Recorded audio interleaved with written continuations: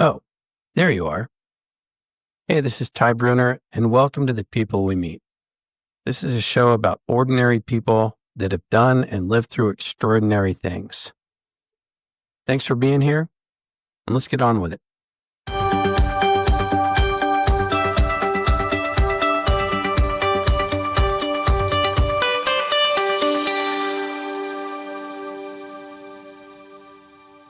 Hello, and welcome to today's episode of The People We Meet. Now, this is kind of a special episode because I bought new recording shit. I have a new Rodecaster, and I'm very proud of it. I think my podcasts are going to sound a whole lot better than they did before, a lot clearer. And the reason I bought it is because I know that I'd like doing this. And I decided if I'm going to do it, I need to upgrade my stuff. So for those who have borne with me so far, thank you very much. And I apologize for the lower quality of the old stuff. Now, the old stuff was a Mayanocaster, and I got it for $250 because I didn't know if I wanted to spend a bunch of money on doing something that I didn't know if I was going to continue with or not. So when I set up the old Mayanocaster, I needed somebody to interview. And I ended up interviewing my oldest daughter, Kayla. Something came of that I really wasn't expecting. I talk to my daughter all the time, practically every day. But something happened when I interviewed her. We spoke in a manner that we had never spoken before. It was a very different setting, and I learned a lot about her. So to launch the celebration of my new equipment, of the maiden voyage of the Rodecaster, I'm going to be heading over to interview my close friend, Tony, who I've known for 20 years. He was my partner on the fire department for many years, and we've been very close ever since then. I feel like I know him. I know his life story. I know all the places he's done. I know how he feels about shit. But I have a feeling that when we sit down to talk today, I'm going to find out things about my buddy that I didn't know before, simply because we're doing this in a different context, in a different setting. So, we are going to load up and head on down to the launch tube and jet on over to the Little Spokane Drive. See you in a few. Well, we're coming up on the Little Spokane.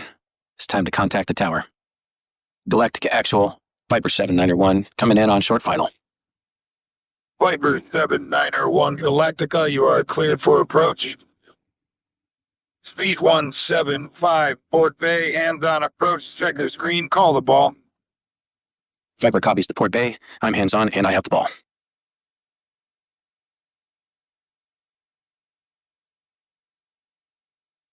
Okay, I have successfully landed and been recovered on the Little Spokane, and I'm here with my good friend Tony Sequina, and we're going to start an impromptu interview today. Normally, I have scripted questions that I asked my guests, at least a couple of them, but in this case, I didn't write anything down. We're going to springboard off of a conversation that we had yesterday. I have a feeling that it's going to be enlightening. So, Tony, welcome to the show. Thank you for having me. So yesterday when we were talking, and I decided I'm going to pack up all my new stuff and bring it over here so we can take the Rodecaster out for its maiden voyage. We were talking, and I explained to you how I had interviewed Kayla, and I'd learned some things about her just because the format was changed. The way we talk was different.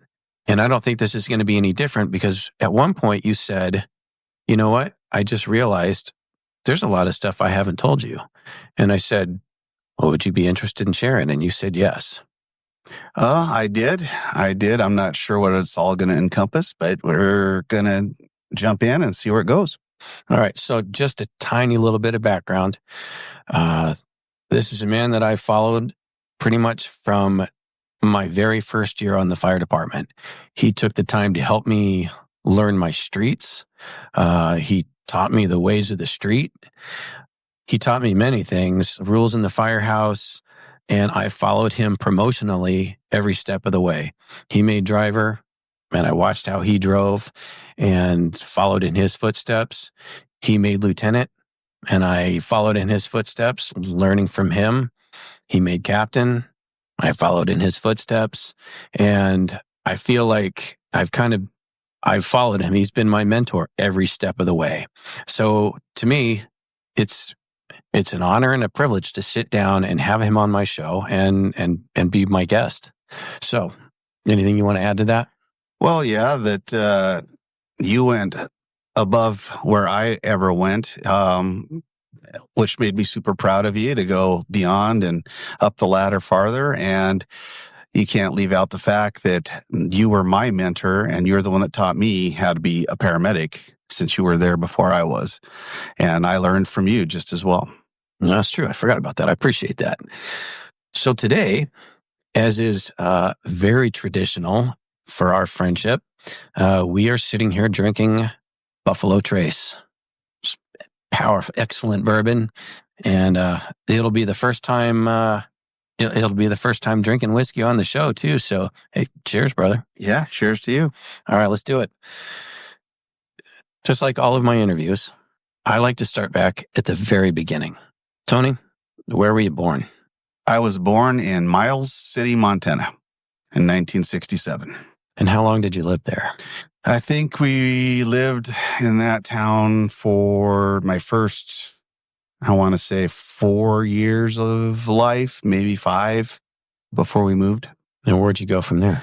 From there, just a lot of moves that went from Miles City, Montana to Conrad, Montana, to Coeur d'Alene, Idaho, to Shelby, Montana, to Missoula, Montana, down to Pocatello, Idaho, back to Missoula, Montana, then to Great Falls, Montana, and then moved to Spokane during college years and been here ever since. Why'd you move around so much? The job my dad had, he was a meat cutter for a large grocery chain, similar to like Safeway or Albertsons. They don't exist anymore. It was called Butchery Foods. And he just worked his way up the promotional ladder, if you will, to become the meat manager at him. And then he became in charge of all of the delis for the grocery chain that he worked for until he retired from there. And then he bought his own business and continued to cut meat until he couldn't. Okay. So, and I think this is pertinent, and this is pertinent as we progress, but we make lots of brown guy jokes. Yes, we do. What is your ethnic background?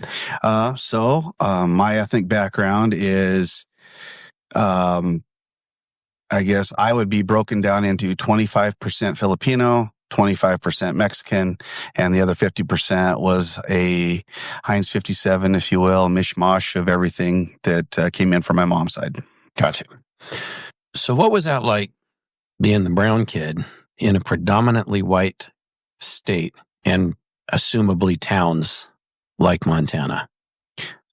So it was a bit difficult because in Montana, there was very few African Americans at all. I quite honestly don't remember actually seeing in person a African American until I was, I think, in 7th grade. There just weren't that many in Montana. It just wasn't a thing. So in Montana, if you grow up there, either you're white or you're Native American.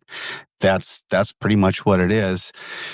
And at those times back there in the 60s and 70s, the Native Americans did not have the greatest reputations.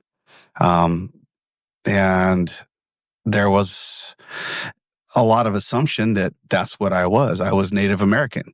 And so I felt it. I could tell I got treated different, looked at different, because I was brown. And then my dad, much, much darker than I was.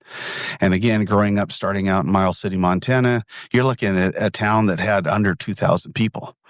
Maybe it was even less than that when I first lived there. And same as going to all the other little small towns in Montana. It was probably not until I was in, I'm trying to even think now. I was a lot older by the time I ended up with a town that had more than 2,000 people. So I stood out. I knew I was different. There was not that many other brown kids in my class with me. So how exactly, you said you were treated differently. How exactly were you treated differently? Now, a couple things that immediately come to mind is I remember going out for a recess one day and sitting there. It was time to go play kickball, I believe it was. And this kid came over and he told me, he goes, "You can't play with us because you're not white. You can't play with us." And I just remember kind of really just being floored by that. Like, I just want to play kickball. I'm just a kid like everybody else, just want to have fun. But no, I remember going over and kind of sitting down and leaning against the fence and kind of crying and I didn't know what to do with that. What grade was this? I want to say that was first grade. I think that was about first grade. That happened.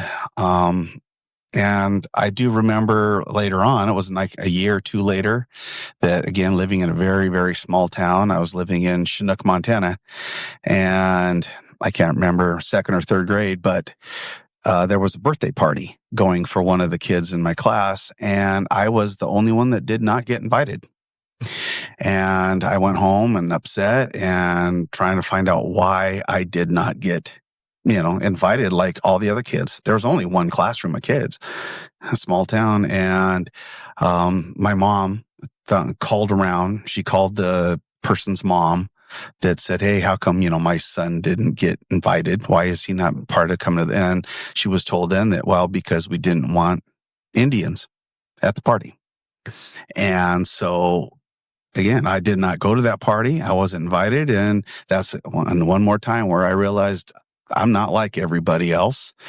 And so upsetting as that was, I found out years later after that, because my dad happened to be the meat manager at the grocery store, and there was only 2 grocery stores in town, that I was told that he found out about it. He was so upset by that he went and jacked up all the prices to the meat.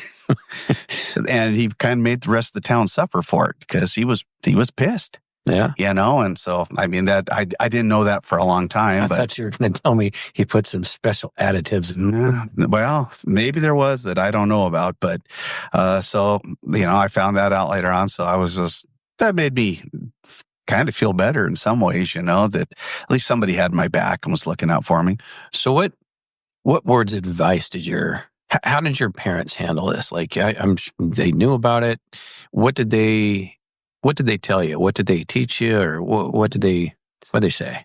Well, growing up my entire life, I'm the oldest. I have a brother and a sister. But growing up, I heard story after story after story about how my dad and his brothers were treated, and how my grandpa and my uncles were all treated very bad. And essentially, they had to fight all the time.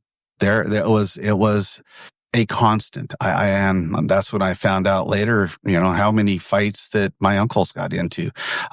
They got jumped in parking lots. That they just lived their existence knowing that they were going to get in a fight, to the point where I guess they even started kind of looking for it and had quite a chip on their shoulder.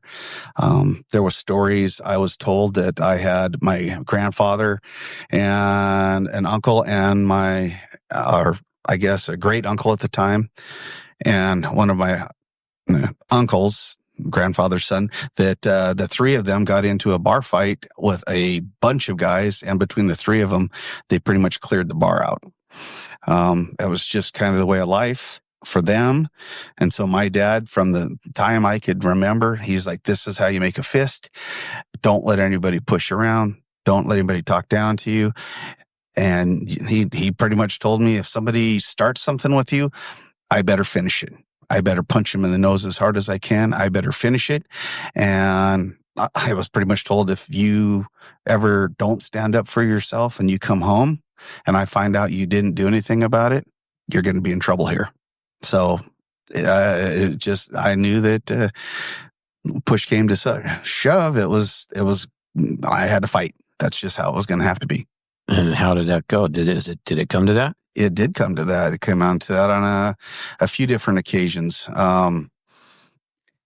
Looking back, I mean, the times that it did come to me getting in fights were, I don't think at that time was really because I was brown, because it was just with other school kids that had other issues with me, whether it be, us not getting along for whatever The way reason, kids do. or ex-girlfriends. Yeah, just things happened. But there was, the times where I had to stand my ground and fight. And there was some I won, and there was a couple I didn't. One where particularly it was me against two other guys, and that one didn't fare well for me. It wasn't like TV. I was knocked down and put the boots to by two guys, and other people just stood around and watched. Nobody helped me. So, pretty bitter. Carried that for a long time, and I don't like fighting. Fighting hurts. Yeah. It doesn't matter if you win or you lose. It still hurts, and it's not fun. And I chose to try to not do it as much as possible after that. But, I wasn't going to get pushed around. So, which, I kind of feel like that sort of goes against your nature too, because I mean, for as long as I've known you, you've probably been one of the kindest, most genuine people I've ever met. And, that day on the golf course when you brain that squirrel with the golf ball, it was obvious that squirrel was going to die, and it was horrible. And I felt badly, and I remember looking at you and I forgot what I said, but you looked at me and you're like, I've never heard anything in my life. And I genuinely believe that. No, I had never, growing up in Montana, everybody hunted, but I never did. I wanted to because everybody else was doing it. And I just sounded awesome. My dad grew up hunting. He hunted when I was little. I asked him all the time to take me when you're older. When I got older, he said, "Nah, I'm kind of done hunting. It just doesn't do anything more for me." So yeah, I never hurt. Your dad anything. He had kind of a bad experience though, didn't he? Didn't you shared something with me one day that kind of turned him off on hunting? It took me, nobody would talk about it for a long time, as to finally, I don't even remember who I finally talked to and said, why doesn't my dad hunt anymore? Why doesn't he do this? Because I thought he enjoyed it. And it was relayed to me that when he was out hunting, he took a shot at a deer, and it just so happened that it sounded like it was he was facing it head on, and the bullet actually hit the abdomen and just went right down the abdomen and it split the abdomen open, and the guts fell out. And so the deer apparently just stood there, didn't know what to do. So my dad had to do, the right thing. And he just walked right up to it and was able to pull his pistol and put the deer out of its misery. But he said that just experience was enough that turned him off from hunting. He just didn't want to do it anymore, which I can kind of understand. It's got to be pretty traumatic. So, yeah, I imagine so. So when we were talking, I told you, I wish and I wonder what it would have been like to know you in those younger years, and I like to think that we would have been friends then too. And that I would have had your back. I don't know. Who knows how it would have gone? We might not have got along at all, but who did? Like, who were your friends? What kind of crowds did you run with? Well, I moved around a lot, so I was constantly having to make new friends. I had to figure out how to make friends and, hopefully be accepted. And, in the back of my mind, I always wondered for the longest time if they saw me as different. Yes, we were kids, same grade, same interests, but I always wondered for the longest time, even up until I was in college, hanging out with my roommate and all my friends, and but I wondered, do you see me as the brown guy? Am I just Tony, or am I Tony the brown guy? Do you see me differently? I don't believe those good friends of mine ever seemed to treat me differently. Who was your first good friend? Boy, again, I moved around so much. Sometimes we were maybe 6 months in a town. Sometimes we were a couple years in a town. And so I just don't think until I got into high school where I started having a really good friend that we're still friends to this day. We met in 9th grade, and yeah, we still talk. And a couple other guys in high school that I got to be friends with, still talk to them to this day, even though we haven't seen each other for years. But did you ever ask them, like, hey man, what was your first impression of me when we first met? One day in college, we were walking back from some bar we were at, and I asked one of my good friends, I said, so I got to ask, I'm curious, do you see me? Does it ever occur to you that, I'm Filipino, I'm Mexican? Does it ever occur to you? And he looked at me, and I knew he just looked at me, he goes, I've never thought about it. He goes, you're just Tony.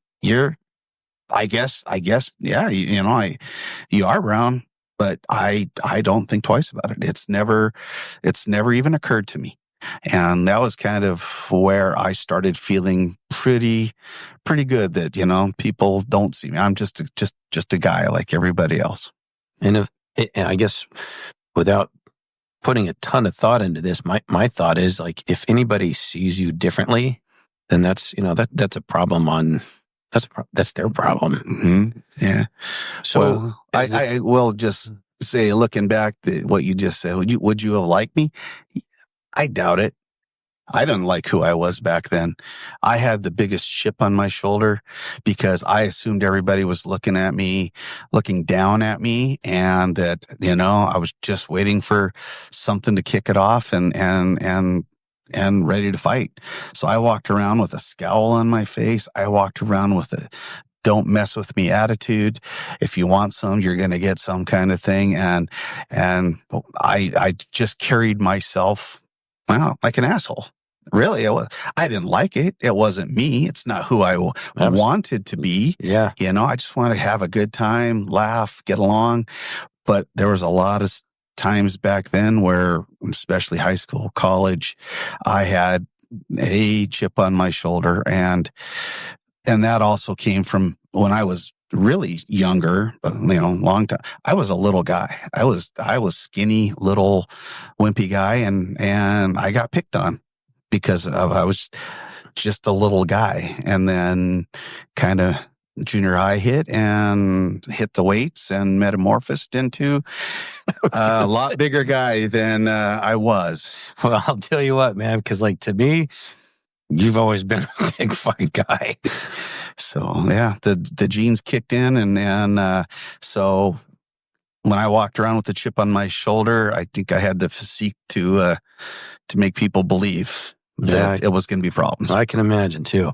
Well, you know what? I can empathize with that because my dad was in the Air Force, and I moved around. I was the new kid in school every freaking year, and it was difficult. But I mean, my background is clearly different than yours, and I was a little. I definitely had my struggles, but I wasn't a brown kid, and I wasn't in Montana. And did you find that? Did you develop skills in making friends, or did you just kind of play it as it came, or how did you go about it? It depends on what town I was in, because I look back that there was one town that I ended up moving to, and the first kid that came and introduced himself to me, he had came here as a young kid from Vietnam. And he came in, befriended me, and kind of showed me around a little bit. And obviously, he's brown, I'm brown. And he just kind of was my only friend while I was there. And I wasn't there for much. I think maybe 6 months in that town.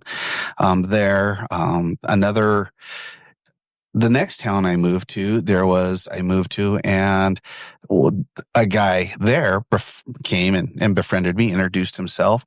And I didn't know at the time. It was just nice to have somebody to talk to. I didn't know he was like the most popular kid in school. Really? Everybody knew him. Everybody liked him. He was the guy. And so as soon as he started introducing me to people, apparently I got the thumbs up or whatever. I must be okay, because I ended up again, him and I are still friends now since the 9th grade. But yeah, it was him that really helped get me off on the right foot there. So it really helped. Did he say Did he say why? Because he sounds like a genuinely good dude. And, people that like the most popular kid in school and all that, a lot of times they're not popular just because they're good people. They're popular because they're so protective of their image and all that. And it sounds like, making friends with the brown guy could have been a risky move on for his image. Did he ever tell you, hey man, I saw you, I wanted to be your friend, and here's why? I think we did talk about it at some point later on, but he was the guy, and I'll give him a shout out. He lives down in Las Vegas, been there for a long time. His name's Tom Morano, but he got along with everybody. He did not be like that typical popular kid, sit at the popular table, don't talk to me unless you're No, he just generally got along with everybody. He didn't treat anybody different that I ever saw. So really? I think it was legit, What's his name again? Tom Morano. Tom Morano. Tom, if you're listening, you're a good dude. You're a good dude. All right, we had to take a quick pee break there, and because we're a couple of old guys sitting here drinking whiskey, we realized that we didn't know what the fuck we were talking about. So short memories. Like a short penis.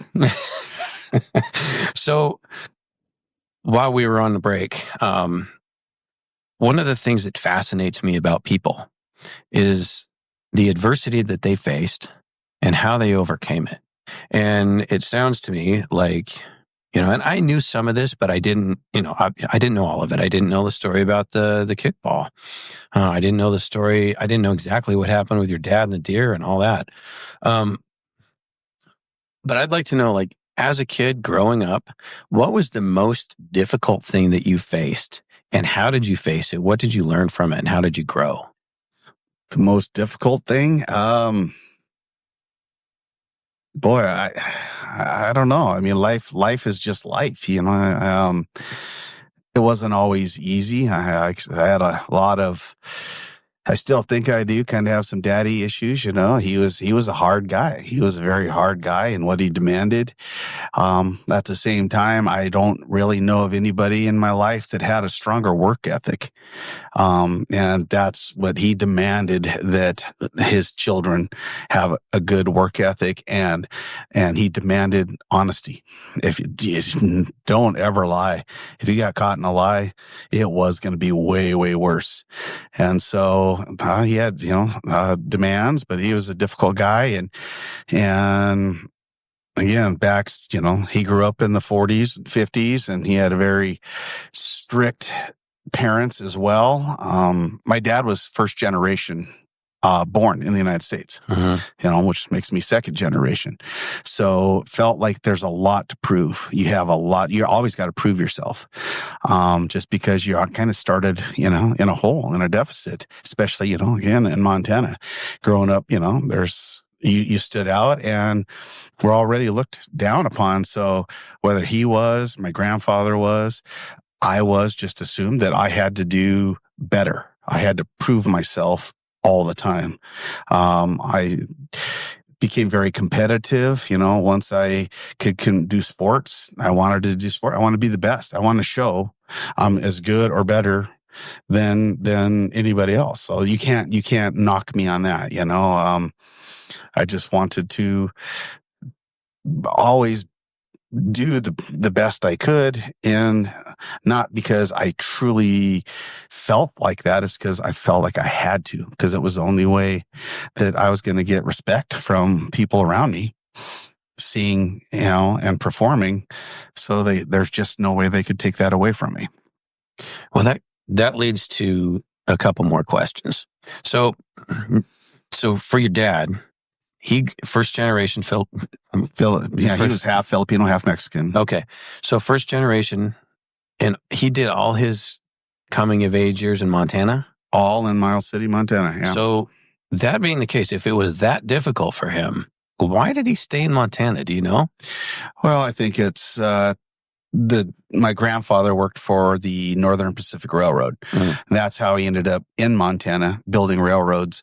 And he himself became very successful, considering he came here not speaking a word of English, very little education, but he worked his ass off. Like, he unbelievably worked his ass off, and for not a lot of money, even though at times they gave him promotions, there was no money to come with it.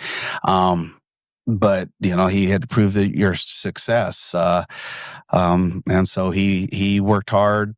He instilled that in my dad and my uncles, and they've all went on to be fairly successful for themselves. And I took that as well, as I wanted to do better. I always wanted to do better. So your dad, he stayed because it sounds to me like he set up the roots and then he built the business. Is that? That he was just there. I don't think there was anywhere to go. Out of high school, he had a couple side jobs, from what I understand, nothing major. And that's when he fell into the meat cutting business. And he was just there. That was his out once he had the meat cutting business, because I don't think he had anywhere, other avenues at that time, really. So your grandpa was a railroad guy. Yeah. Did he follow the path to citizenship? Did he become a U.S. citizen? Yeah, he did. I'm not sure exactly how it worked out. I know that he came here from the Philippines when he was 17 years old, him and his brother and a couple cousins, and they ended up in, I want to say, is it Bremerton, I think is where people were coming into for Washington State. And at the time he got here, that his brother died shortly after getting here, been very sick and died. So he was kind of him and a few cousins. I don't really know. He didn't want to talk about it. He didn't talk a lot about the beginnings. He said a few comments about, he again didn't speak English, trying to figure out, find a job, find work, figure out what to do with himself. And that he had mentioned to my mom at one point, he had asked her, he says, have you ever starved? She's like, no, I don't. I mean, I've been hungry. He goes, no, I'm like talking like go for days without food, days, starving. And she's like, no, he goes, I did. I mean, it was until he fell in with, the railroad that was just looking for laborers, and majority of which were, I guess, Chinese immigrants.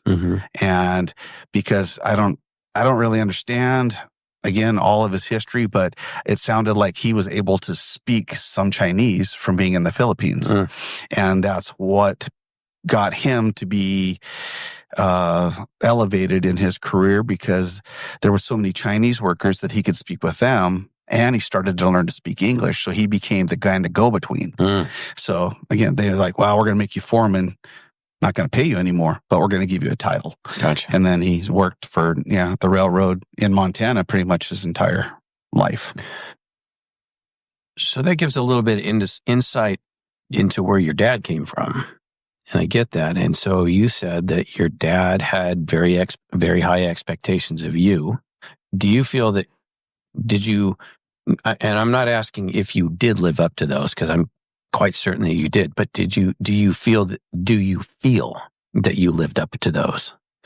It took me a long time to feel that way. And my dad was very demanding, and I don't believe in my entire life, no matter what I did, what I succeeded at, what I was part of, I never heard one time ever from him to me that he was proud of me. I would hear from my mom would come to me and tell me, hey, your dad is so proud of you. He tells people all the time. Or, do you know how much your dad loves you? I'm like, no, I don't. He goes, well, he does. He tells me and he tells other people. I go, well, he doesn't tell me. How am I supposed to know this? I'm like, the only time I recalled being told by my dad that he loved me was usually after he had been drinking. So that kind of nullified everything. It didn't mean anything. The only time you can say something nice to me is when you've been drinking. doesn't work for me. I'm not okay with that. And so I never realized, for the longest time, that, or believed he was proud of me. Cause I mean, I became very good, in sports and was part of, state championship teams multiple years in a row. I excelled in track, and I did very well in playing high school football and just other things. But again, never told but I would hear from other people about how he would talk about me all the time. And it kind of actually irritated me more than anything, because now he wanted to be on my bandwagon, and like he had something to do with it. And he had nothing to do with it. He had absolutely nothing to do with my successes, I don't think, and what I went out and wanted to achieve. Indirectly, though, he did, because I think that, well, just tell me if I'm wrong, but I mean, you wanted him to be proud of you. And you probably did a lot of things more or better or faster or because of that, even though you never got it. I suppose that's probably true in some respects, that I did want to be told he was proud of me. I mean, I wanted to feel that and have that, and there became a point where I realized I wasn't going to get it. Yeah. And so I believed, you know what? I'm done. I'm done with trying to please him, because it's not going to work. Nothing's going to make a difference. So what I wanted to succeed for me. I wanted to be the best me I could do.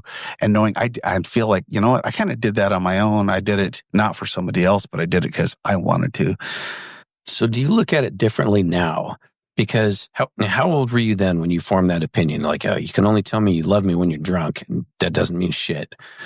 Oh, I would say that was probably in high school. That was, 16, 17 years old. Okay. Somewhere in there. So now, all these years later, and a lot more wisdom later, knowing that he said that, how does it feel now compared to then? Knowing what you know now. When I think back on how he was a parent, I think I took that as I've seen how he does it, and I formulated how I want to do it. What do I want to copy? What do I want absolutely nothing to do with? And I had decided early on, I'm like, I am not going to be the same kind of dad as he was. I'm going to do better for my kids, for my wife. I'm going to do it better, because, I could see around me what appeared to be really good dads, and caring about their kids and being involved. And so that's what I wanted, I mean, I don't believe it was always going to be Leave It to Beaver or something like that, but I wanted to be a good parent and a good person.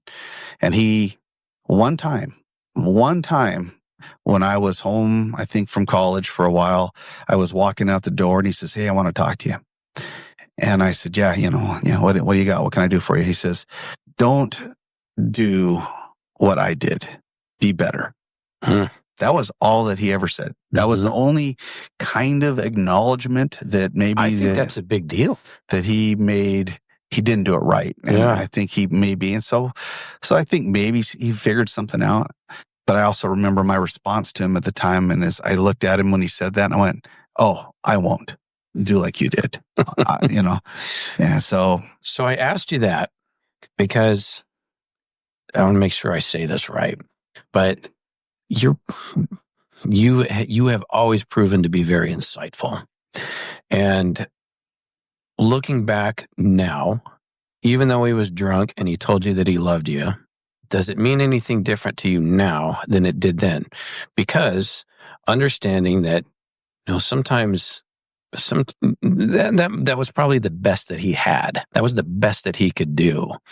And I find that a lot of the resentment goes away when you accept that it's the best that somebody can do, but their best just isn't that fucking good.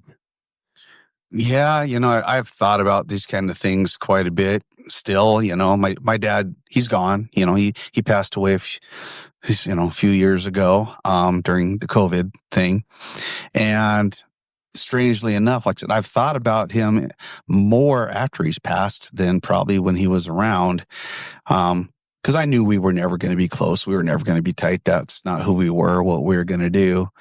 But thinking back about certain things, and people, and my mom had told me that too. She's like, your dad raised you the way he was raised, where in those times it was, hey, provide a house, provide food, provide clothes. That's the job as a dad. That's his job, and your dad does a good job of that. And I'm like, well, I kind of wanted more. I could have gone with less clothes. I could have probably gone with a little less food. I would have, if somebody would have taken me out in the front yard, taught me how to throw a football or how to play catch, or just really acted like there was any interest, that I wasn't just, some happy surprise that happened or whatnot. I don't know. But looking back, certain things, the work ethic thing I talked about earlier. And then when having my own children, and especially after my dad died, it got me thinking about that.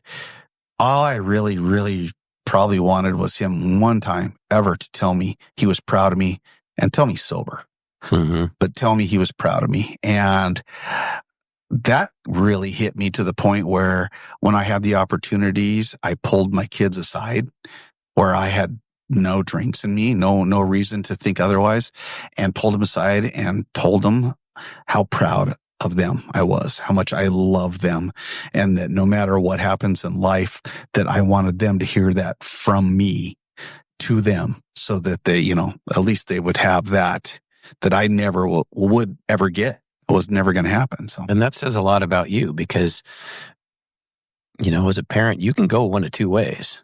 You can go down the road that you were taught and say, well, that's just how we do each other. Or you can say, all right, I saw where that road went. I want to go somewhere different. And you did that, because as long as I've known you, again, I followed in your footsteps.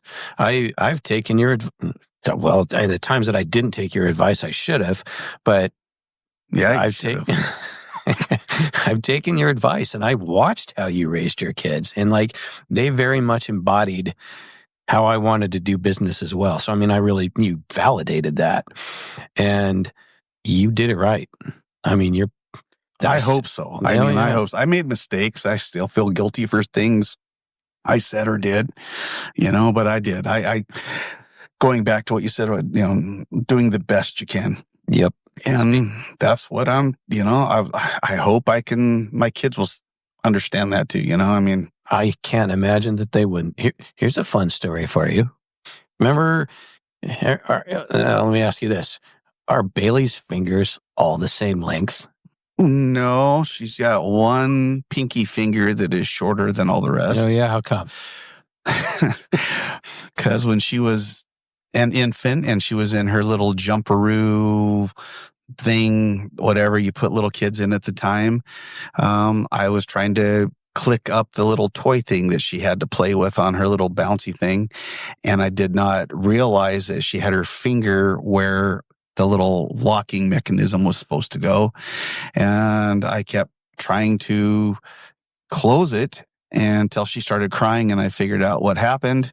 And apparently I squished the little growth plate in her pinky finger. So she's got it didn't quite grow like the other one did. Well, you know how I told you I've kind of always followed in your footsteps?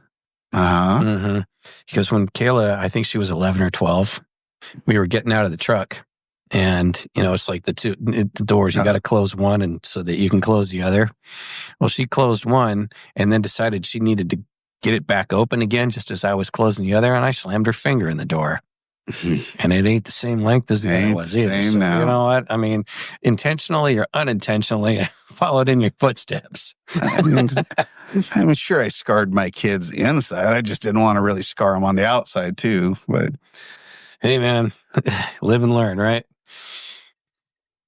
Yeah. So moving a little bit down, moving a little along, you found your way into college.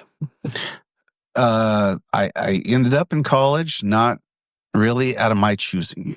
I didn't want to go to college. Well, I had no desire to go to college. Well, then pray tell, how did you end up there? Well, it was, nobody else in my family had been to college.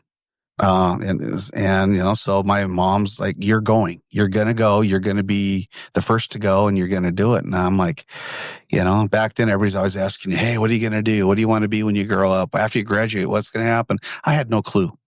I was just having fun, going to parties on the weekends, hanging out with my friends. I didn't really have anything I knew that I wanted to do. And, I went and took the SAT tests or whatever the ones tests that you're supposed to, ACTs, SATs, whatever.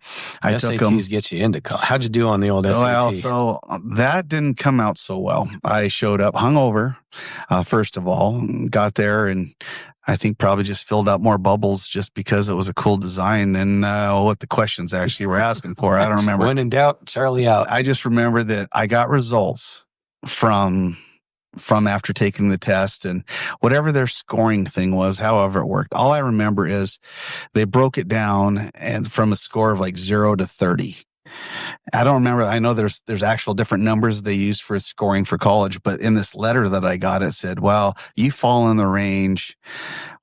Well, let me back up a second. It said, if you're like a 27 to 30, you're going to get full scholarships. You're going to go at any college you want or university.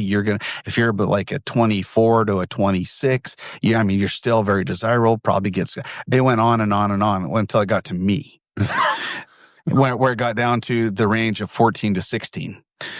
I was a 14. And it said, you will be accepted to college, probably just to fill the seats that are left after everybody else comes. So I'm like, okay, so yeah, I kind of, the writing was on the wall then. Like, this is probably not what I need to be doing. And, I wanted to try the whole gap year thing or something. And my parents said, absolutely not. You're going. If you don't go now, you're never going. So where do you want to go? Now I'm like, I don't know. I'll go where most of my friends are going. So I applied and got into Montana State University, went there, and they said, what do you want to major in? What do you want to minor in? Whatever. And I had no clue. I just knew that I wanted money. I wanted to be comfortable and I wanted money. So I decided, well, you know what? I'm going to major in business marketing with a minor in accounting. That seemed to me like, that's got to be money jobs. That's got to work. Let's go with that. Not for me. I was an idiot. I should have never done that. None of that was for me, taking all these different math classes and business law, microeconomics, macroeconomics, statistics. None of it was me at all. And I did not do well. I did not do partying. Oh man, I majored there. I was good at that. But class wise, if I made it, which was maybe 50% of the time, it didn't go well. So after going to college for a little while, as you've heard these stories in the past, that I got a letter between semesters, and it said, I went to apply for my classes, and they're like, you're not in our system. And I went and I looked at my mailbox, and there was a letter that said, hey, due to your bad grades, it says you've been invited to sit out for a quarter. Oh, okay. So I had to take a quarter off, went back to live with my folks, work, make some more money, and decided, okay, I'm going to try to get it together here. I wanted to get back to college and do something. So I went back to college, went through another quarter where all the classes I failed, I had signed up for. I even hired a tutor to teach me math. I mean, I really tried. I did. I'm telling you, I wanted to continue going. I was on my folks' dime. And after that quarter got over, I got another letter. And the next letter came in and it said, due to your continuing bad grades, you have now been invited to sit out for a year. So, which led me to sit there, wondering, how am I going to tell my folks this? The money train's gone. I fully understandable. Like, they weren't going to give me another cent. I've already screwed off and wasted a bunch of their money, and I felt bad about that. And I'm like, I didn't want to go home. I didn't want to have to go home and tell them what happened, but I knew my money was running out, and I had to come up with a plan, and which leads me towards now where my firefighting career started. Okay, well, hold on just real quick then. Just so. Granted, you didn't take away an education. but you took something away from college. I did. I don't know. I a lot of good memories. Yeah, because you had a few stories to share with me, and they weren't all bad. And granted, most of them were centered around partying.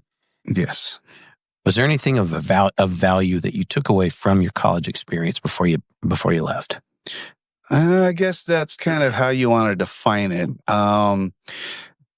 That some of the classes I took, all the general stuff that everybody has to take, actually ended up paying off in my benefit later on when I went back to go do fire science class. Okay. And so a lot of that stuff transferred over. So I was covered there. Mm-hmm. And I guess part of the other one is I really kind of realized that because I wasn't invested in going to college, or it wasn't my money, I wasn't probably so interested in working that hard. So when it became time for my kids to graduate and decide what they wanted to do, my wife and I had decided that, yes, we were going to help them go. If that's what they wanted to do and where they wanted to be, we were going to help them, but it wasn't going to be a free ride. We thought, without a doubt, they needed to be invested a little bit. They had to put some of their own into it, because I've been there. I had done it. I had known how easy it was to not try to thrive. So we figured if they were invested, then they would have a greater chance of succeeding. Sure. But they did. They went back to school, and they did, but neither one of my daughters finished. Mm-hmm. They talk about going back and finishing and doing that stuff, but no, that's kind of what I took away, is that you got to be, some of yourself has got to be invested. Mm-hmm. You got to have some skin in the game. You do. Absolutely. So what you took away from college didn't really come into play until later. Came in later. All right. Came in much later. Yeah. So tell me, this could segue into this. And at what point, because I know full well I've got a very definitive story about how I ended up coming to the fire service. And if anybody interviews me, I'd be happy to share it. But this is about you. So tell me about that. How did you end up deciding I'm going to be a firefighter?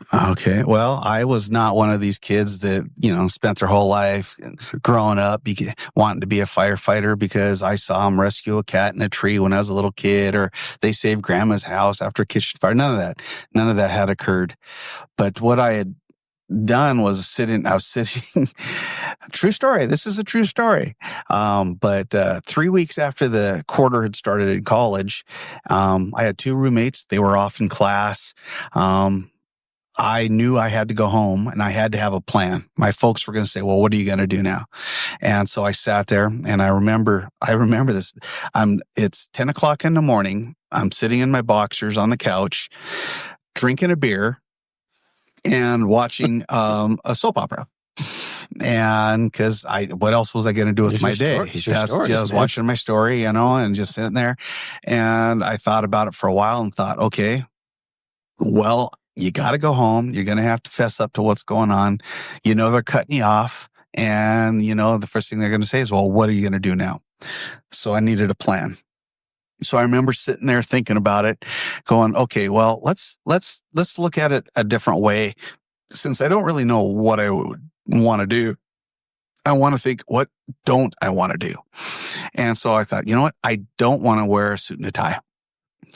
I don't want to sit behind a desk, and I don't want to do the exact same thing every day. And you didn't want to inherit the family business either. That didn't even come into play there. And at that time, like I said, he was working as the deli manager, so I didn't really have an in there at that time. Mm-hmm. But I figured out all the stuff I didn't want to do for a living. And I'm like, so what does that leave? What does that leave? And I don't really know, but I remember some guy I worked with in one of my part-time jobs years ago had mentioned that he wanted to be a fireman. And that was just in passing. And so I think it clicked in. It said, be a firefighter. Like firefighter. I'm like, thinking they don't wear suit and ties. They don't sit behind a desk, and they don't do the exact same thing day after day. I'm like, it sounds exciting. It sounds fun. It sounds like maybe that's me, maybe that could be something I should look into. And I don't ever recall hearing or seeing, there's not like a firefighter standing on a street corner with a cardboard sign begging for money. So I figured they must do okay. It's a living. It's a job. I don't know anything about it. I don't know any firefighters. I know nothing about it, but I'm like, I think that sounds cool. Let's see what that's all about. Went home, told my folks, hey, so I got kicked out again and, invited to sit out, nicely, right? And the first thing my dad's like, you're cut off. There's no more money. I'm like, I know, I understand, I get it. What are you going to do now? Well, I'm going to be a fireman. How are you going to do that? I said, I don't know. I said, but there's schools for everything else. So there's got to be a school for firefighting. I will figure it out. They're like, well, you understand we're not paying a cent. I go, I understand. I will take care of it on my own, So, started working, saving money and looking into how do you become a firefighter? And it is probably a lot longer story than you have time for, but things fell in place so well with, going back, I mentioned to my buddy, Tom Morano, on a phone call. I said, I want to be a fireman. He goes, oh, like so-and-so, the guy we went to college with or went to high school with? I said, what? He goes, yeah, he's doing the same thing. He's being a firefighter. He's in Spokane, Washington. He's a resident at a fire station and he went to fire science and he did. And I'm like, whoa, stop. What? This is too good to be true. He goes, here. He gives me his phone number. I call the guy up and we knew each other in high school. We partied some, but we weren't real close. But he explained this whole process of becoming a firefighter and what he was doing, how he was doing it. And he kind of led me and got me into coming out to Spokane, Washington here. And he helped me get into the resident program. From there, also there was a fire science program that I got into, which again, that's a whole nother story on how that worked out. It worked out super well for me. Crazy how it worked out, but it did. Can I throw something in there real quick? Yeah. So you kind of ended up with this sort of indirectly through your connections, right? Yeah. Through a friend. I kind of did the same thing. And I don't know if you know this or not, but I think it's kind of a funny story because it sort of coincides with you. I decided I wanted to do this and I was already I was already a volunteer and a resident in Fire District 10 with my buddy Nathan. And so we're going around and we're testing here and testing there. And one day we're sitting there bullshitting and he goes, one of the fucked up questions on this test was, what does it mean when you anodize something? And I'm thinking of I remember my anodized brass when on my belt buckle in the Marine Corps. And I'm like, fuck, I don't know. What does that mean? He was like, it's when you dip it in zinc. I'm like, huh, yeah, good to know. Thanks, Nate. Uh-huh. I go to take the Spokane test, and one of the question was, when you anodize something, how does that occur? I don't remember that's exactly how it was worded, but I was like, holy shit, I know this is when you fucking dip it in zinc. Zinc? And so I honestly think that that one question could have been the difference between whether I made it on or didn't make it on, because it would have changed my score. And at the time, it was just terribly competitive. There's 1,300 people testing for 6 spots, Anyway, sorry. No, that's already on. So in the end, you found your way onto the Spokane Fire Department, but you did some volunteer time. Resident and volunteer. You were District 8, I was District 10. So tell me a little bit about your interview with was it District 8? I was District 8, but no, so I had applied for the fire science program at Spokane Community College. It's a 2-year program, 1 year where you do all your general stuff, and then 1 year where you actually learn about firefighting. There's a fire truck there. You learn how to be a firefighter, how to pass the physical agility test, do all the stuff, how to do interviews, is this whole thing. Anyways, I applied for Spokane Community College, and I got a thing said, hey, come out here and do an interview. to get into the Spokane Community College. So I drove out here from Montana and went in, and there was no set appointment. There was nothing that's like, just show up. And so I showed up, and they put me in this little waiting room, and there was 3 doors, and they said counselor so-and-so, counselor so whatever on them. And I was just kind of sitting there, not sure where this was going to go. And this guy walks out, and he was this big African-American guy, and he's got earrings in, and he's got like kind of these little curly dreadlock things. I don't know. Just, again, I'm from Montana. This is not something that you kind of see so much. And he goes, have you been helped? I said, no. I said, I'm supposed to be here for an interview. They said, come here. And he goes, well, I got time. Come on in. So I stepped into his office, and he goes, so tell me about yourself. I said, who was he? He was just one of the counselors there at the college. Okay. I don't know. And I'm in there with him. And he said, where are you from? And he goes, well, I'm from California. I just moved up here a few months ago from California. And I'm like, oh, I'm from Montana. He goes, oh, so this must be really, really strange for you. And as soon as he said that, I knew exactly, because I'd been through this before.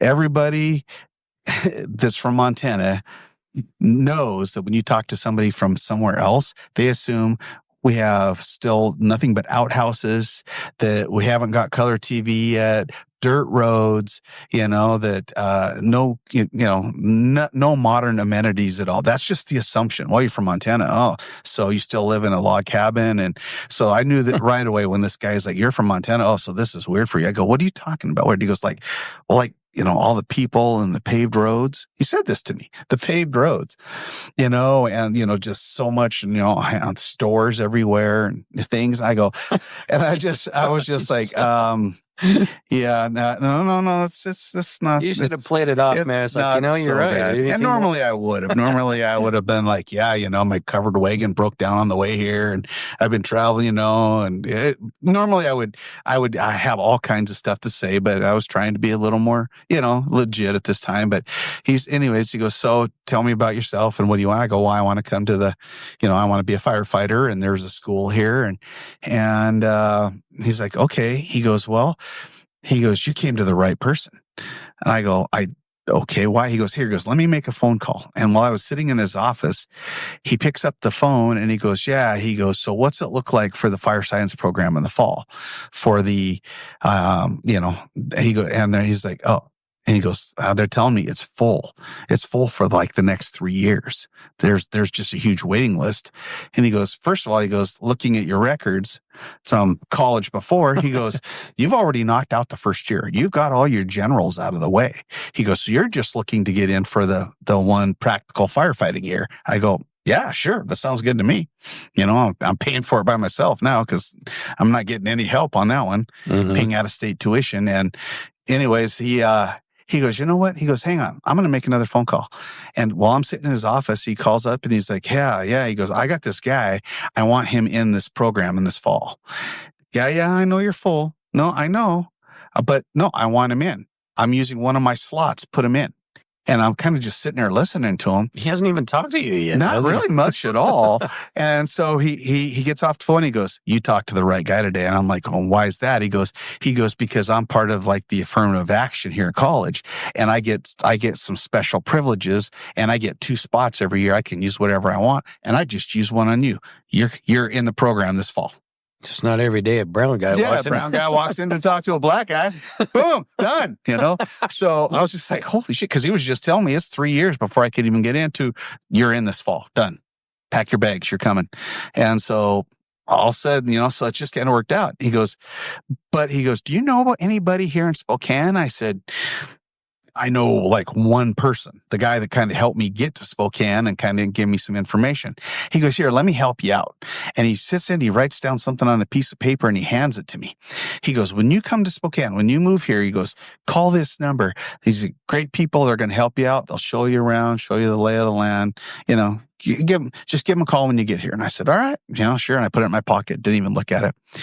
Walked out, knowing that I just got accepted to come to school in the fall. I'm good to go. So I walked out, and then when I finally reached in my pocket and I pulled out this number that he had handed to me, it said the Chicano hotline with a phone number on it.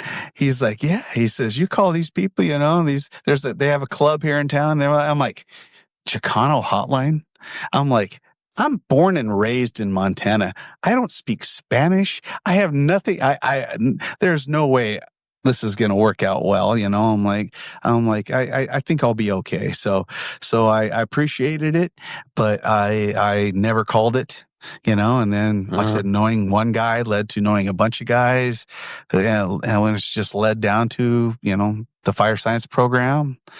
And from there, just a lot of testing until I actually ended up I took 11 different tests before I got hired on the Spokane Fire Department. And shortly after I had finished my recruit academy, I had almost got hired in Richland, Washington. I was number 3. They hired 2. And they were going to do 3, but the budget couldn't afford it, I guess, is what I was told. Then I got hired with the Spokane Fire Department. And then right after I finished our recruit academy, just outside of, I got a phone call and got offered a job for I forget, one of the Tri-Cities. Ascot, Richland. Kennewick. The Kennewick Fire Department offered me a job. Right after I decided, you know what? I just went through all this for the Spokane Fire Department. I like Spokane. I think I'll just stay here where I'm at. You know what? That's really funny because for years I had for years, meaning like the time that I decided I wanted to be a firefighter, I wanted to get on with Seattle. And I tested with them. I didn't do so well the first time. And then I did really well the second time because I knew how they tested. And I had happened to take Spokane's because I was here. I was working. I was going to school and doing the whole thing. I almost forgot that I took Spokane's because I was so hell-bent on going to Seattle. Well, Spokane offered me a job, and I took it. And like 2 weeks later, Seattle called me. I mean, it's a whole long story, but long story short, they called me and asked me if I wanted to start their recruit school 2 weeks late. And I said, I never thought I'd hear myself saying this, but I think I'm going to stay right here in Spokane. That's interesting. That's an interesting little correlation that I never knew had taken place. Oh, yeah. And it was, it's fantastic. I'm glad I did. And at the time, I mean, I would have taken the job absolutely anywhere. Yeah. Because I wanted the job so bad. I didn't care where it was, but I had intended on to continue to test for Spokane because I just kind of really liked the area, what it offered. And by then I was also dating somebody then that now is my wife, but she was willing to move to wherever I wanted to go or got hired, but I knew she didn't really want to go, especially when I asked her if she wanted to move to Richland. She said yes, but I could tell that was not really going to be ideal. So no, here we stay in Spokane. And so question for you about that. Were you sold on firefighting at the time, or were you like, hey, this is a good job, I'm going to take it and da-da-da? You know what? As soon as I started getting into learning about the fire department and actually really learning and going, everybody thinks firemen are all about fire. I didn't really understand how much medical was involved as too. So right away I had to, as part of the condition of me being a resident, which I don't think a lot of people understood. I didn't, is I lived full time in a fire station. I kind of did a test. I got hired. I worked and they trained me and I lived full time in the fire station and I had shifts. They would pay me to live in a fire station. So when I'm going to college and I got a roof over my head, they're paying for the phone bill. They're paying for the electrical. They're paying for the washer, dryer. And it was fantastic because I had that gig going on, learning about the fire department, learning what it was really all about. And then they also paid to train me how to become a first responder, and then the next step was EMT after that. So, it was fantastic. I mean, it drove me to want the job. The more I did, the more I wanted. Shortly after I had become a resident, that's when we had Firestorm. here in Spokane. 1991. Okay. October of 1991, I believe. And I was part of that from the very beginning. I just happened to be working on shift that morning, and Spokane just started burning. And there was the neighborhood that I got sent to, there was just multiple burning houses. It was just unbelievable to see what was going on. And the neighborhood I had over 50 houses burned down. And I was there as part of it, trying to do what I could do, every one of these houses in the neighborhood, this Ponderosa neighborhood out in Spokane Valley, all had shake roofs that were covered in pine needles. They were all just might as well poured gas on them because they were just lighting off everywhere. And, I'd never, like I said, I wasn't even officially hired anywhere yet, but I was participating in this firestorm that went on for days, and seeing that and doing everything we could do. And even though there were people whose houses were lost, they were still coming and thanking us for doing everything that we did and we're trying to do, and really felt like it was trying to make a difference. And so, yeah, it just was even more, this is what I want to do. Yeah. This is, again, and at the time, I still have no idea how much a firefighter makes, what the perks of the job are. I just know this is what I want to do. This is the best thing that's come across, in a long time. So it just drove me even more to keep testing. And you had mentioned before that the test that I think we both took is, at the time, there was over 1,400 people that showed up to take the test. And at the time, they were hiring 30 people. 1,400 people to test. Spokane City didn't know what to do with that many people. They had to split the test into 2 sessions, a morning session and an afternoon session. And I was in the morning session. And when you show up knowing that they're looking at hiring 30 people, and you see a line, just in the line I'm at, with like 600 plus people standing in it, it's kind of hard to get real excited about it. This is going to happen. This is my time, kind of thing. So I was going to keep doing it. I was committed to it. But yeah, I went in and I took that test. And the greatest thing that happened to me that day was that back in the days that I was testing, it was a civil service test. And there was only so many. There was called the B1, the B2, and the B3, something like that. And every town would pay for a civil service test. You would take the test and then turn it back in at the end of the day. Well, it just so happens I had tested 11 times when I took my, and they test in seasons, right? They test, they don't test year round usually. Back then they didn't. So I had gone down to the Tri-Cities. I had taken the B3 test 3 times the summer before.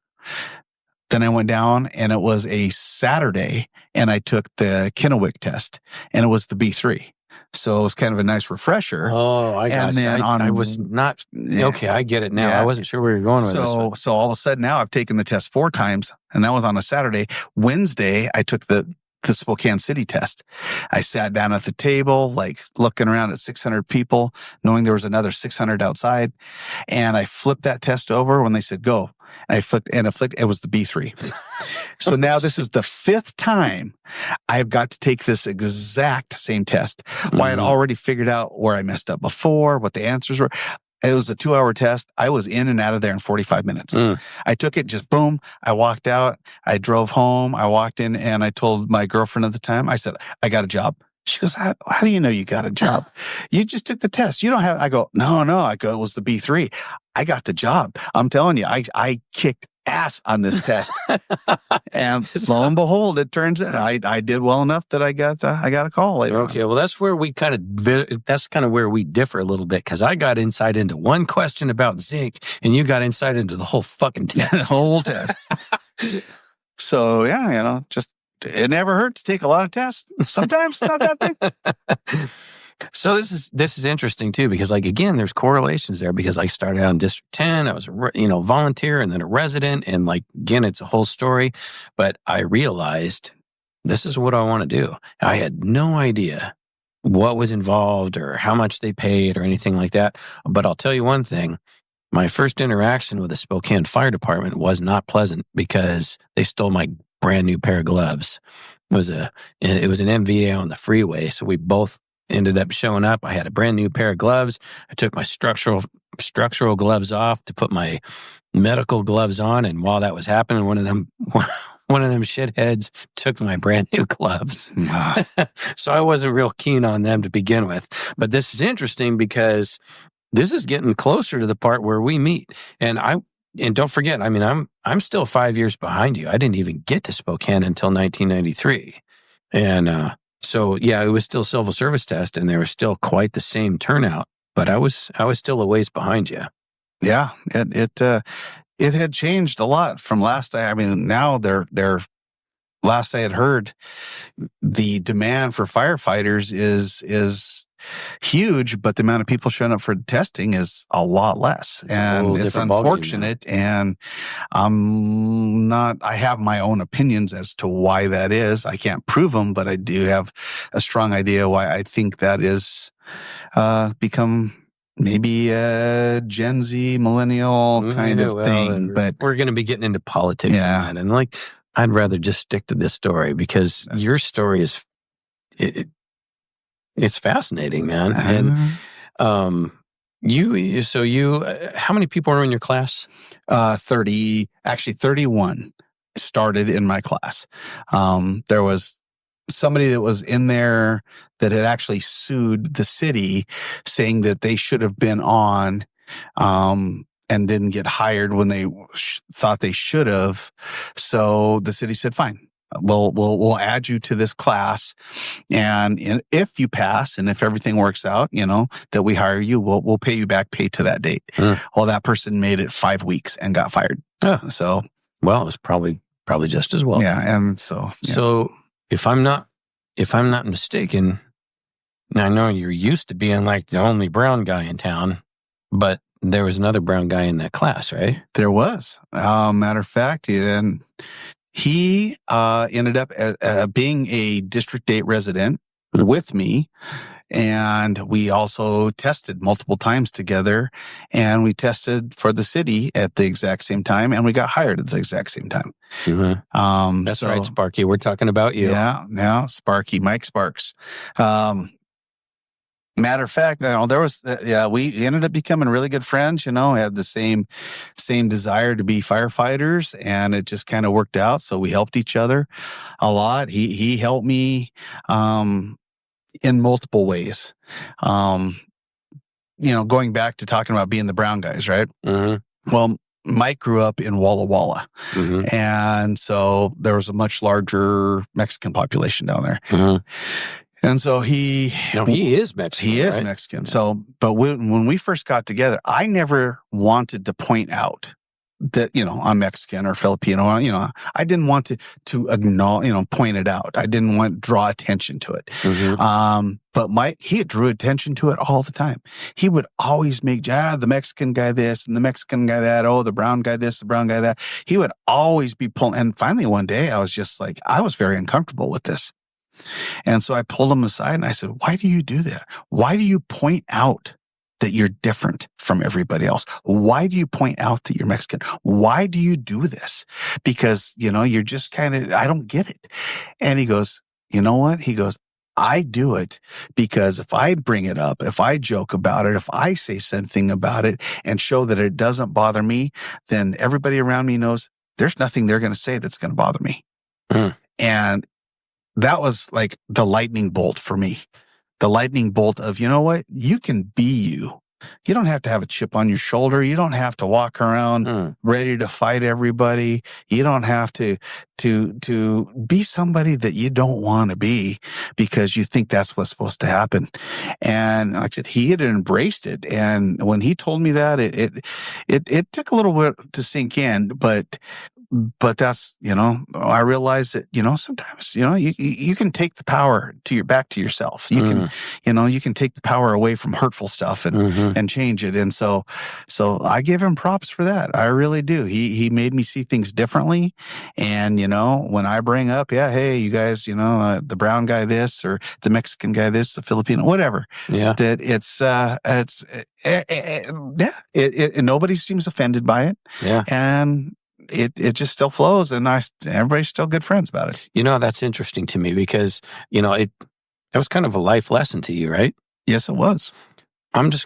This is a complete side note, but this is kind of a shout out to Sparky, Mhm. because you know how you've heard me say everything I know about golf I learned from Sparky. Yeah.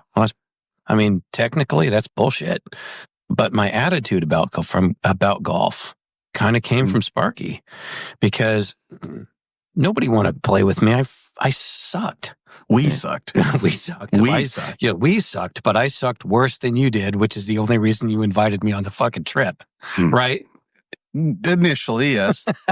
So I'm golfing with Sparky. It ends up me and him because we got left behind. I suck. It's pouring rain, and I'm golfing with Sparky. And when he's talking to me, he's like talking to me about how you hit the ball, and hey, you know what? That wasn't a great shot. Here, hit it again. And I hit it again. And the next thing you know, I'm having fun. It's pouring rain. We're all by ourselves because I suck so bad. Everybody left me behind, and I'm sitting there golfing with Sparky. And it was it was a very pivotal moment. It would change my attitude about golf. And that's kind of why I say everything I learned about golf, I learned from Sparky. So Hey, thanks, Sparky. Appreciate that, bro. So don't let it go to your head. Yeah. So you go through the academy, and you did well. You made it. Made it. Got through. Passed. Yeah. So tell me about your probationary year. Oh, these stories already. I know some of them. Yeah. Probationary year was not what I thought it was going to be. I had some definite obstacles that I had to overcome, and things are different. You got to look back. This is 30 plus years ago, coming in, and there was a certain way old firefighters behaved. There wasn't HR back then. There was not really anything to keep you from having kind of the old drill sergeant, chew your ass and yell at you and demand certain things from you. So it wasn't just me back then, but there was a number of people in my recruit class 30 some years ago that, depending on who you ended up working for, it could make you or break you. They would just, could be nice and teach you and educate you and help you along, or they would just, they thought their job was to just tear you apart, just to make you look dumb as hell. And I started out with the people that they wanted you to look dumb as hell. And they wanted to embarrass you. They wanted to just make you look inept, and then at the end of every single shift that you worked, you had to hand them a piece of paper for your probation or your report, and then so they could fill out what their evaluation was of you. And so, man, I started right off the get-go with a station here in Spokane that was hard on guys. It didn't matter who you were. Guy, girl, white, brown, black, whatever you were, it didn't matter. They were going to just be as hard as they could and make it difficult for you. So that's where I started out, and I went through my first month probation, and I ended up with 3 bad sub-reports for stuff that I completely disagreed with. I thought some of the stuff was absolutely ridiculous and I did not agree with. And the officers that wrote those up said, you have the opportunity. You can write your own version of what you think happened so that, that's on there. And I'm like, I do. I'm going to do it. I'm going to protect myself because I disagree with what they saw or what they thought they saw. And so I went through my first month with 3 bad sub reports to the point where, and things were just miserable. I'm like, this is not at all what I thought the job would be. This is not how I thought I was going to be treated. And, here I am with a class of 30 people. So we have, we're all communicating. And I'm talking to other guys that were working at other stations. They're having the greatest times of their lives. They're loving it. They can't speak highly enough of it. And then there's some of us that are just hating it to the point where I'm like, this sucks so bad of how I'm being treated, and that if this continues, I don't want this job. I will quit. I will go find something else to do. Mm-hmm. This is absolutely horrible, demeaning, disrespectful. Just, it was horrible. And I wasn't the only one going through it at this particular station, because I would talk to the people that I relieved or that relieved me, and we would compare notes, and we were all going through this. But I thought, okay, you know what? I'm going to wait. I'm going to get through my month at this station. And when they put me out somewhere else and I get a different idea how it goes, maybe it's different somewhere else. Mm-hmm. I will see how it goes, and maybe it's completely different. I don't want to make my opinion just on this one station. And the last day of the first month of my probation, some guy got hurt that was on my shift. So they said, okay, we're going to need you here for a second month to fill in. So now I got to do my first, and oh my God, the first 2 months were absolutely horrible. And I'm just taking it. I'm dealing with it the best I can, but thinking, you know what? Once I get away from here, if it's still like this everywhere else, I'll quit. This is not what I thought it would be. And I started feeling like maybe I had gotten a little bit of my voice and over on the side, away from some of the officers. I would talk. I'm like, is this what it's always like? Is this what, is this what the rest of the fire department is like? And these guys are like, no, this is not what it's like. When you work with these people, this is what it's like, but this is not the rest of the fire department. Mm-hmm. And I was like, okay, that gave me hope. That gave me hope to suck it up and deal with it. I got through my second month at that station, and then I got farmed out to another station for the next month, and on from there, and things got better. Mm-hmm. And it was an entirely different culture in other stations. Every station had its own culture, kind of, and their own people. It was a crapshoot on who you worked with, but for the most part, then it became like, this is wonderful. These are great guys that have great desire. They're not here to just screw with me or make me look bad or embarrass me or demean me. They're here to help me, to get me, to be able to do this job on my own without, having to fight my way through it so hard. And from then on, it just became wonderful. And then it became like you and I have talked about before, that once I got through my probation year and realized that I don't have to take the amount of shit from these people as I did before, I can actually say, F you, because that's, don't treat me like that, and I'm not going to stand for it. And, if you got a problem with it, then let's figure it out, instead of just having to, bow your head and agree with it. So, things got better. And from then on, it was a 30-year career for me. 29 was fantastic. First year, yeah, could have been better. Not so much. It's funny, like some of the stories between, like a guy's on probation versus off probation, and the guy that was on probation, like the firefighters in that station were like smoking cigarettes and throwing the butts on the floor and going, "Hey, you pick that up." And then the same dude, who'd been picking up butts all this time, was not on probationary anymore, and guy smokes a cigarette, throws a butt on the floor, and goes, "Hey, Proby, you picked that up." And Proby turns around and goes, I don't think so. You know why? Because you're going to look awful funny with that butt sticking out of your ass. And the guy says, "Oh, I guess you're not on probation anymore, are you?" He's like, "No, I'm not." Turns around and walks away. Yeah, and that's the way it was back then. Now, not so much. Yeah. We always joke about it. It's the kinder, gentler fire department, and I guess that's good in some ways. In other ways, it made it difficult because towards the end of my career, and I had all these I call them kids, these young guys coming in. Mm-hmm. They're a completely generation than I was, and how they wanted to talk and do business. And, these guys, it was more, they started becoming their cell phones were more important than doing the drills that we needed to do or things like that. And it became very problematic for me. And but they didn't want to be yelled at either, so I think the pendulum kind of started to swing back the other way, because you had, like, I heard stories about, like, oh, these guys, they go to a fire and they come back to the station and they drink beers in the station after the fire. And I'm like, what the what? Really? And, like the way they treated guys like you, like some of these stories, and I was like, holy shit. And I feel like I came along 5 years behind you, but at a time where things were just kind of starting to shift a little bit.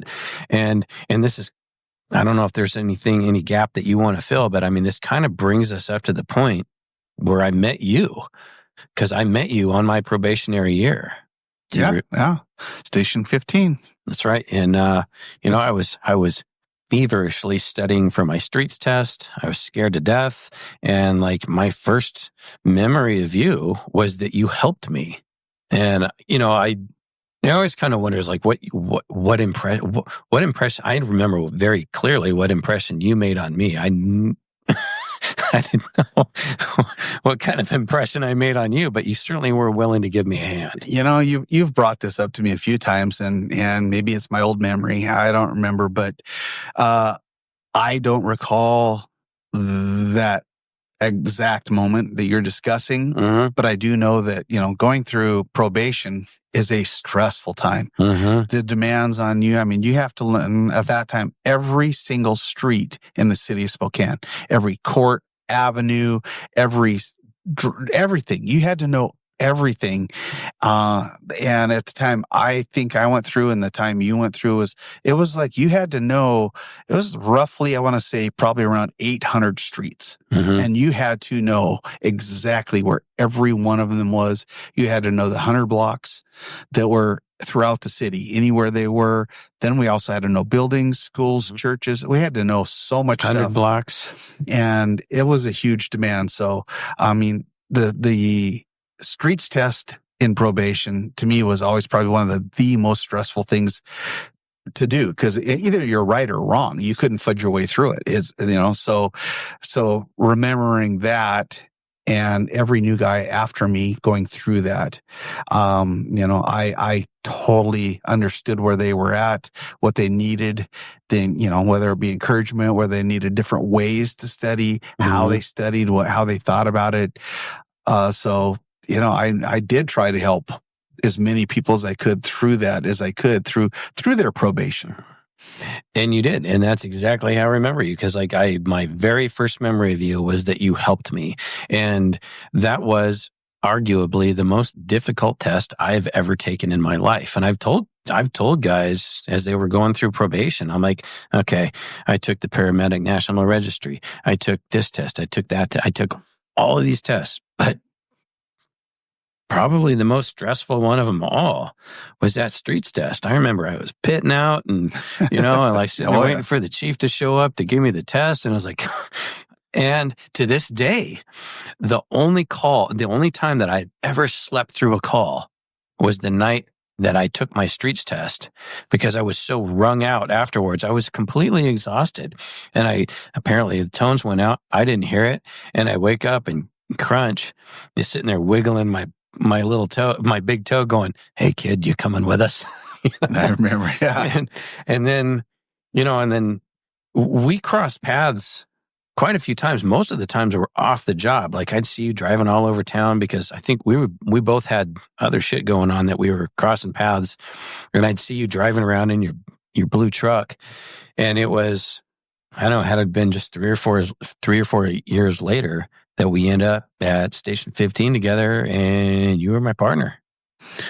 Oh yeah, like I said, that was a one of a kind truck. So yeah, it stood out in Spokane. There was not another one like it, but I still miss that truck. I wonder where it's at. But yeah, you and I started working together, and years go by as partners, and we just finally, we clicked so well, and to the point where stories were relayed back to us that other officers would come and go in the station. Different captains would come and go in the station, and they would say, "Hey, do what you got to do. You're the captain of the station, but do not mess with Tony and Ty.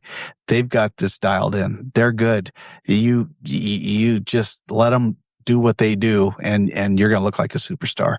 And so Ty and I, you and I, we took a lot of pride in that, because we wanted to look like superstars. And we say it, and I jokingly / not jokingly say that, we trained a lot of officers how to be good officers, and we made them look good when, if they were left to their own, they wouldn't have done so well. Or they would have made more mistakes. They would have made mistakes. So we were in their ear, and so we feel like we've trained a lot of good officers. Yeah, before we became officers. It was affectionately referred to as the Ty and Tony show, and I Fat Tony and the Tar. Yeah, best times ever. So since then, I mean, we've had a ton of adventures. We spent a lot of really good years together, and now here we are. I'm moving on to a new chapter, and I had the opportunity to interview you and find out things about you that I didn't know before. I didn't have the full insight. And, unless there's something that you'd like to add, I'd just like to say thank you for sitting down and having a candid conversation and being open and being willing to be on my show.